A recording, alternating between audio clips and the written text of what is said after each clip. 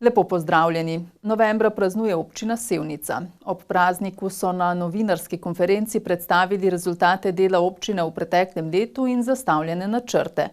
V Sevnici leto od praznika do praznika ocenjujejo kot delovno in uspešno, kljub temu, da je bilo precej drugačno, vendar precej manj zaznamovano z učinki korona krize kot preteklo leto.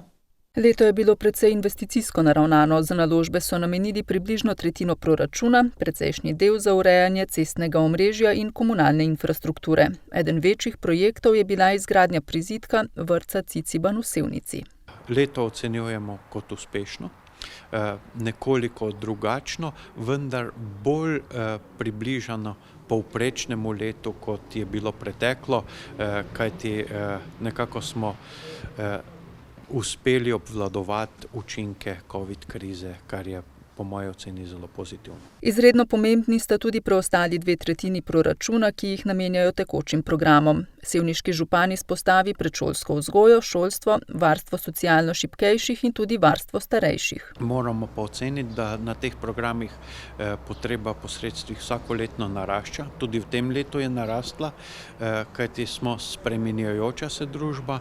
Konec koncev pa tudi socialno vsako leto bolj občutljivi in tudi iz tega naslova lahko rečem, da se ta strošek povečuje. Ocvirk je na novinarski konferenci izpostavil, da se v občini Sevnica izvajajo 3 veliki evropski projekti, in sicer novi nadvoz v poslovno cono, gradnja kanalizacijskega omrežja in hidravlične izboljšave vodovodnih sistemov. Kostanjevico na Krki so že večkrat prizadele hude poplave, nazadnje leta 2014. Na Direkciji Republike Slovenije za vode rešitve za zmanjšanje poplavne ogroženosti iščejo v okviru Podonovskega projekta. Predlagane ureditve so predstavili sredi oktobra na javni predstavitvi, ki je požela nemalo zanimanja. A prebivalci do predlaganih rešitev niso naklonjeni, vsaj večina ne, še več, povezali so se v civilno iniciativo. No, tole so ti nasipi, ki grejo po izključno občinskem travniku. To so pa te vse zagatnice, ki se montirajo ob slučaju poplav. Tako nam kostanjeviški župan predstavi prikaz ukrepov, ki so jih pridobili strani izdelovalca in so jih prikazali tudi na javni predstavitvi, ki jo je vodila Direkcija za vode. Predstavljeni načrti pa niso prepričali Kostanjevičanov, do njih imajo precejšnje pomisleke. Seznanjeni smo bili s tem predlogom na predstavitvi. V bistvu že več let čakamo na rešitve. Ljudje me sprašujejo vsak dan, kaj se dela. Videli so, da se nekaj pripravlja, ampak šele tukaj smo bili seznanjeni s tem. Nismo ravno najbolj navdušeni nad tem predlogom in upam, da bojo še aktivnosti v to smer, da bomo boljše rešitve našli. Kostanjevičani smo za protipoplavno zaščito in za ukrepe, ki bodo sanirali problematiko v Kostanjevici na Krki. Smo pa konkretno proti temu predlogu, ker je bil nekako predstavljen vzemite ali popustite in predvsem predstavlja zelo grob poseg v naravno dediščino Kostanjevice na Krki, v katero smo Kostanjevičani ponosni, z njo živimo. Poznamo prednosti in slabosti reke Krke, s katero živimo vsak dan. Mi vemo, kako Krka prihaja. Krka ni reka, ki bi odtekla mimo, nas poplavi in vse to, ko govorijo o podtalnici. Je to podtalnica, ampak to, ko Krka pride, to je nivo Krke. To je nivo Krke, to ni recimo, da bo od nekje pritekla voda izpod, ne. In ta projekt bi nas spravil v bazen, otok bi ostal v bazenu, ki bi naredil še 3-krat več škode, kot je zdaj.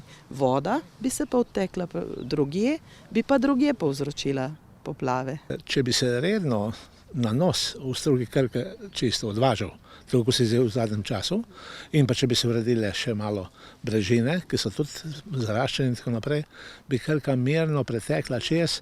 Jasno, da se tudi spodnji del Krke uredi, torej občina Krško s Podbolčem in tako naprej. Gre za podoben sistem, ki varuje Celje in Laško, pa tudi Dunaj in Prago, poudarja kostanjeviški župan.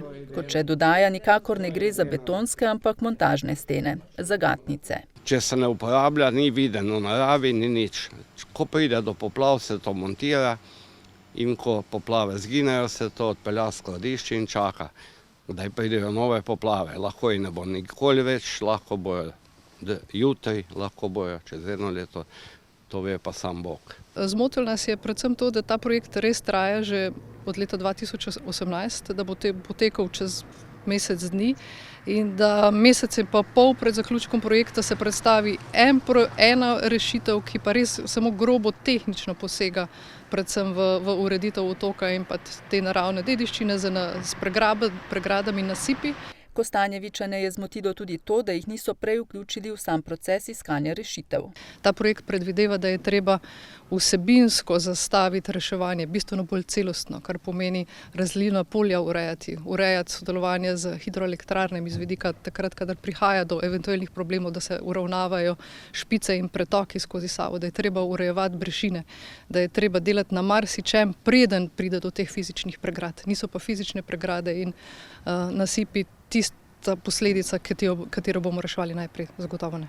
Občani zbrani v civilno iniciativo so občini zato predali peticijo, v kateri so zbrali 79 podpisov. Večinoma gre za prebivalce otoka, ki bi se jih takšna ureditev najbolj dotaknila. V peticiji smo zapisali ravno to, kar sem poudarila, se pravi, da se zavzemamo in se zavedamo te odgovornosti protipoplavne zaščite, zavzemamo se pa za celostne rešitve. Da se urejajo sonaravne celostne rešitve bistveno prej, se pravi razlivna polja, pretoki, uravnavanje brežin, sodelovanje z elektrarnami, da se o tem dogovarja in najde rešitev, ki je bistveno bolj celostna in ne posega grobo v prostor, kjer živimo. Mi smo takoj odreagirali, poslali civilni iniciativi pismo, zahtevali v 5 dneh sestanek z njimi, da določijo 3 člane svoje iniciative, predsednika pa 2 člana, s katerimi se bomo potem pogovarjali mi kot občina in sama direkcija ali pa Republika Slovenija, Ministrstvo za okolje in prostor, Direkcija za vode.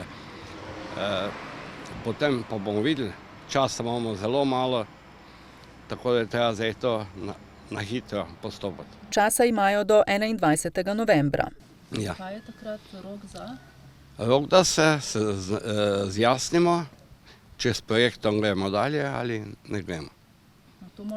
To se mora občina Ja, odločiti. seveda oni se pač obračajo na lokalno skupnost, ker je tukaj pletena.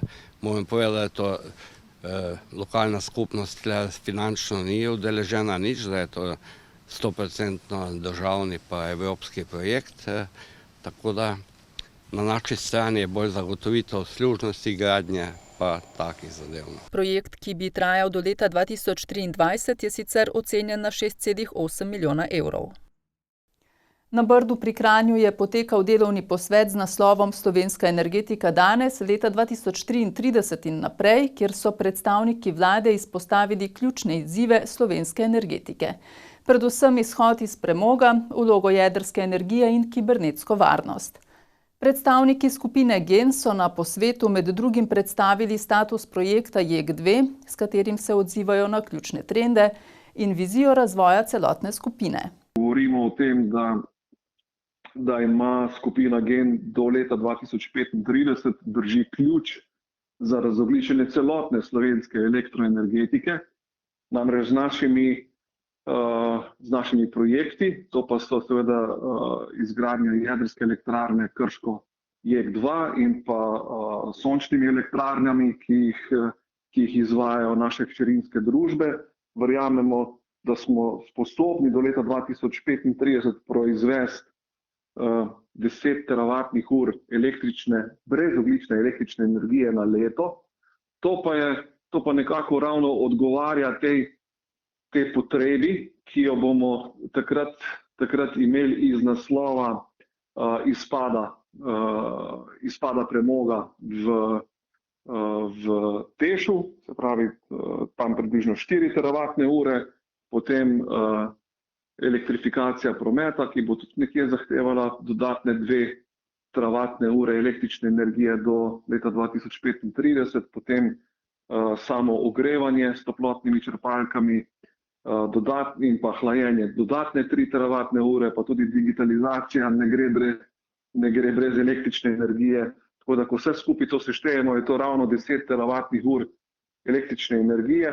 In če seštejemo vse to z obstoječimi hidroviri, ki jih imamo v Sloveniji, in pa ostalimi obnovljivimi viri plus polovica jedrske elektrarne Krško ki bo takrat še obratovala leta 2035, imamo lahko popolnoma razogljičeno slovensko elektroenergetiko.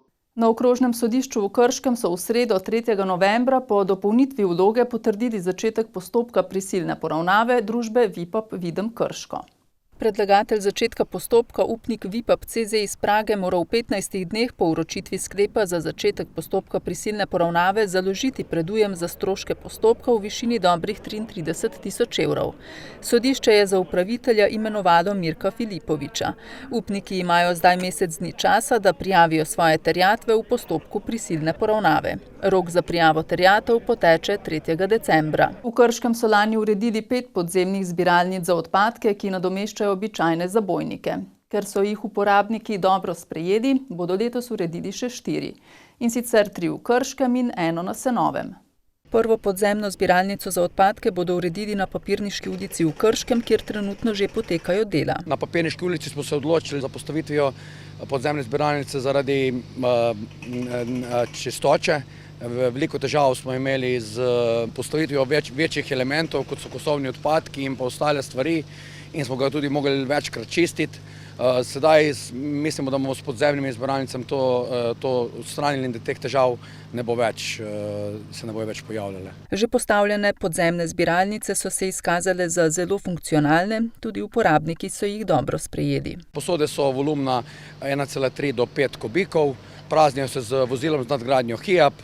Trenutna praksa je pokazala, da takšne posode praznimo ali pa podzemne zbiralnice enkrat tedensko, da se praznijo.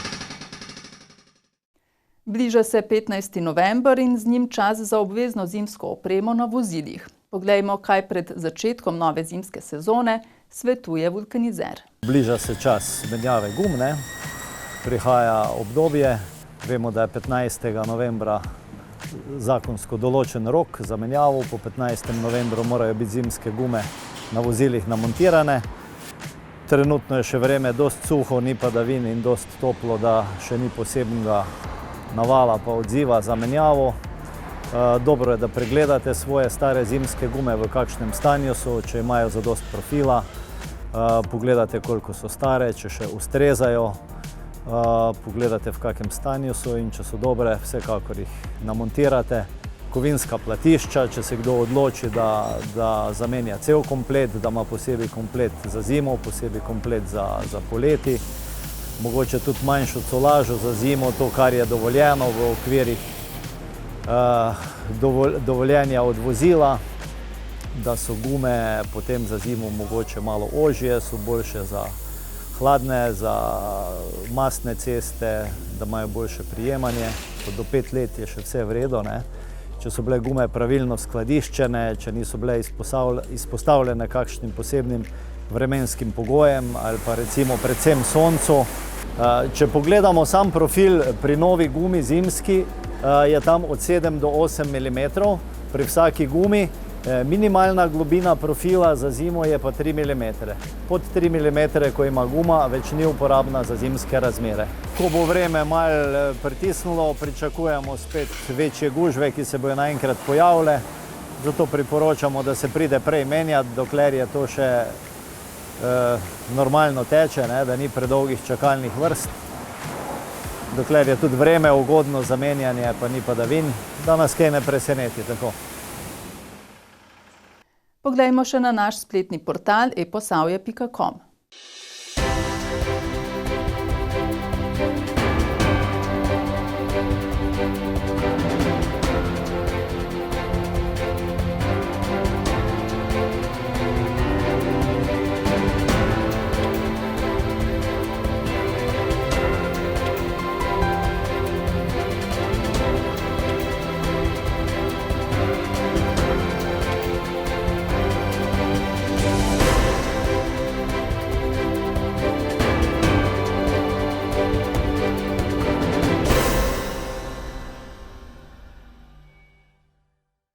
Spoštovani gledalci in gledalke, prišli smo do konca še enega Posavskega tednika. Hvala za pozornost in nasvidenje prihodnji torek.